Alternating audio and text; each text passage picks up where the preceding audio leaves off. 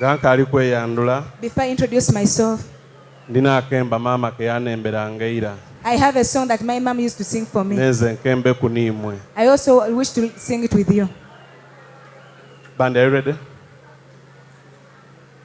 Oyagala sente Toffayo. Saba Yesu wali. Oyagala nyumba Toffayo. Saba Yesu wali. Oyagala motoka Toffayo. Saba Yesu wali. Oyagala visa Toffayo. Saba Yesu wali. Oyagala mawanga Toffayo. Saba Yesu wali. Yes, akuyita tokana. Saba Yesu wali. Yes, akuyita tokana. Saba Yesu wali. Oyagala sente Toffayo. Saba Yesu wali. Yali takana. Saba Yesu wali. Yali tokana. Saba Yesu wali. Thank you so much. I may not have an opportunity to come again. Okutambula ku nsuise kuliwemu na mbutu simva mu budondo n'awandi. Every time you see me in the gambles, I'm always traveling. Amaina gange ninze KAKOZA RONNIE. He's KAKOZA RONNIE.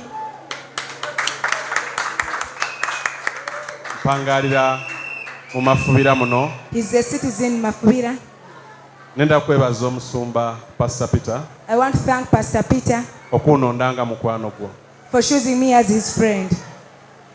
Brother abaira abulira okuva e UK. As Papa Blessing was Had his preaching, God blessing. Ayogeire ku kwebaza. he's talked about thanking. Ndowooza abali mu kyaki muno mwena nze kayinetaaga okwebaza eino okusinga oba niimwe. Among us all that in the church, I need to thank God more. Nina ensonga lwaki neebaza Katonda. I have a reason as to why I thank God. Okusookera neebaza Katonda olw'obulamu. First of all, I thank God for my life, Neebaza Katonda olwa famire yange. and I thank him for my family, Neebaza Katonda olw'obugabirizi and I thank bw'ampaire. him for the provision. Abasinga muli ba Mafubira Most of you reside in Mafubira. mundidde bulungi. You know me very well. You know my background. Mumanyi amabega wange. Nina ensonga lwaki ndina okwebaza. I have a reason as to why I have to thank God. Omusumba w'abaire abuulira As he was preaching, Yakobo ati twebazenga mangu ino. he said that we should thank always. Twebazenga mangu ino. We should always thank first. Yes. Bana ekituufu kiri nti twebazenga mangu ino. The fact is we should thank first. Ebiseera ebisinga abali muno mwenda ino okusaba Katonda nga bwe mufuna timwebaza. Many times who are in this place, you love asking God, but you don't Bw'amala want to okuwa thank ky'obaire God. omusaba You always ask him, tosobola kuyirayo kwebaza. but you can't go back to thank. Twega okwebaza Katonda. Let's learn to thank God. Abasinga musaba esente. Many of you ask for money, Ayi kwemweza naira munakusaba nti Katonda kaidi nkuumire.